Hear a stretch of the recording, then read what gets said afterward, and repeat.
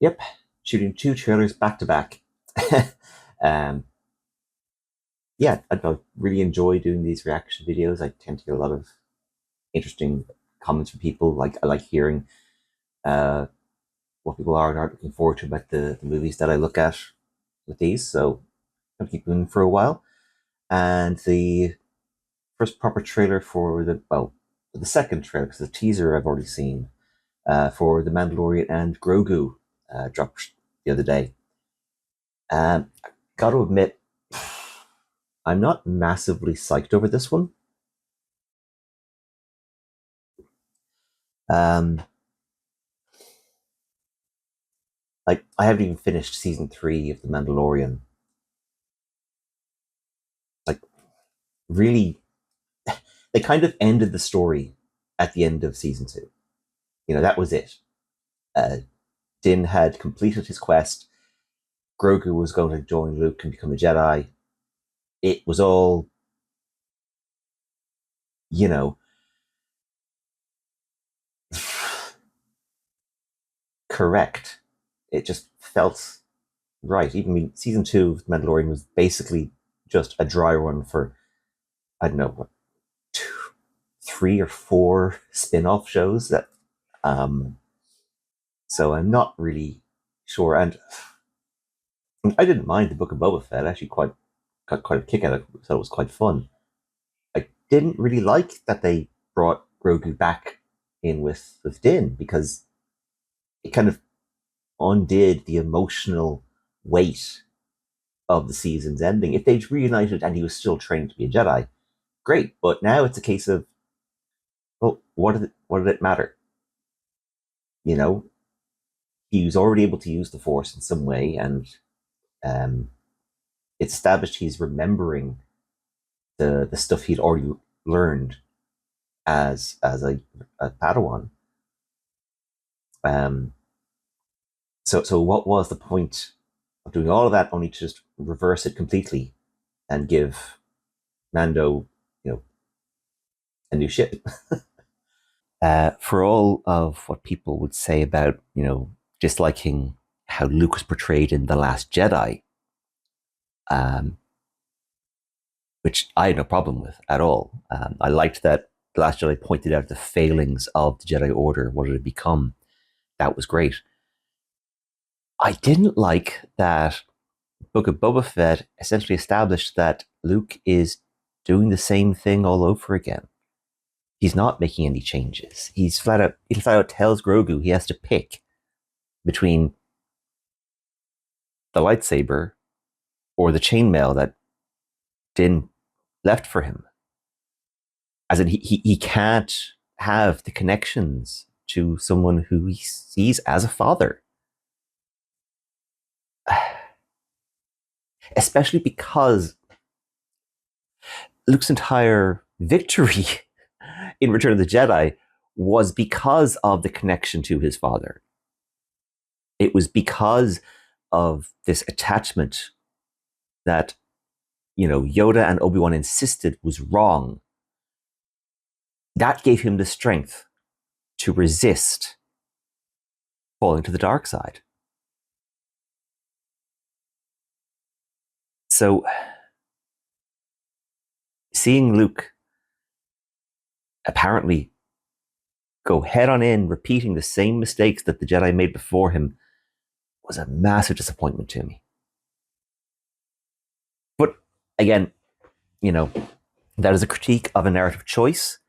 It's not intrinsically a commentary on the quality of a piece or what it's saying, as I said before in the rules of the workshop.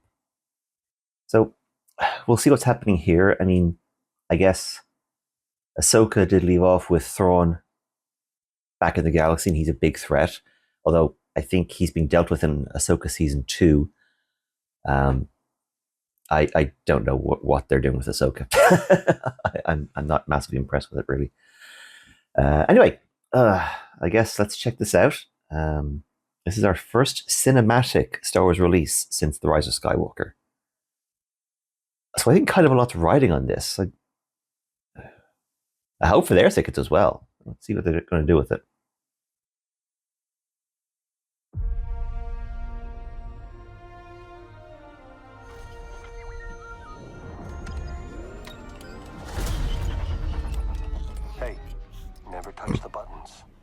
No. Hey. So he's got another Razor Crest. So even some information. Whoa, for this price, I'll tell you whatever you want. I'm looking for a hut. Close for the night. Thank you. Gangsters, war criminals. Long live the Empire. We'll take out every bad guy in your deck of cards.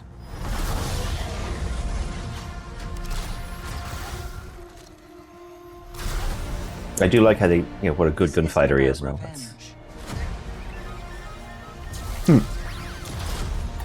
It's about preventing another war. Strap in. Okay. The helmet's off again. Oh, he's in Clone Wars, isn't he? Before going into harm's way, check your armor. No. The kid will live centuries beyond me. I won't always be around to protect him. Are you scared? You should be.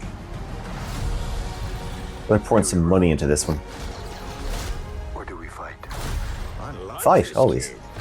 Hey, Zeb. Oh, baby Rodian. What are you waiting for? You're gonna just steal it?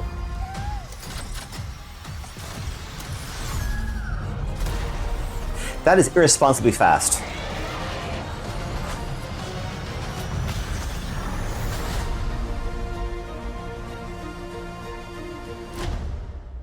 Let's save the rest for after dinner. Num nums. Okay. Right.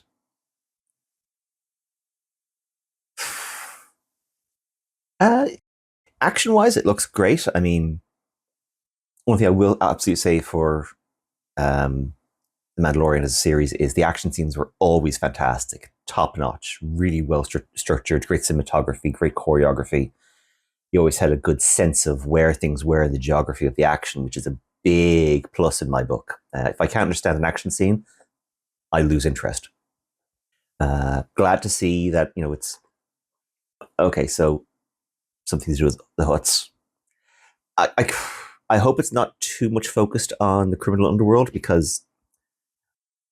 not because that's not interesting in and of itself, but this is a big cinematic release, and underworld gangster stuff in Star Wars is not really my cup of tea. There's nothing wrong with it. It's just I really am into the rebels or the Republic against the Empire. That's what's always drawn me to Star Wars more than any other aspect, more even than Jedi. And I love me a Jedi. So I'm glad to see that we've got some of that coming in. Going to be interesting seeing Sigourney Weaver. Love her. It doesn't look bad. It's definitely looks like they are simply resetting to make season 2 not matter. If that make any sense. So now not only, I don't know if you got the Razor Crest, that new Razor Crest at the end of season 3 of The Mandalorian. Maybe. I haven't gotten there. This looks like it could have picked up more easily from the end of season 1 than from season 2. And then after Book of Boba Fett, Again, I haven't finished season 3 of The Mandalorian. There's so much I'm trying to watch through. Yeah, it doesn't look bad. I don't know if I'm that pushed seeing it in the cinema, is the thing. I'd probably, if it's available to see early on Disney Plus and you pay whatever for it, I'd probably go for that option. Yeah, I will check it out. I will definitely check it out. I'm not pushed on how soon I do, as long as I can avoid spoilers. But I haven't ruled it out. What do you guys think? Does it look like it fits in well with the end of season 3 of The Mandalorian?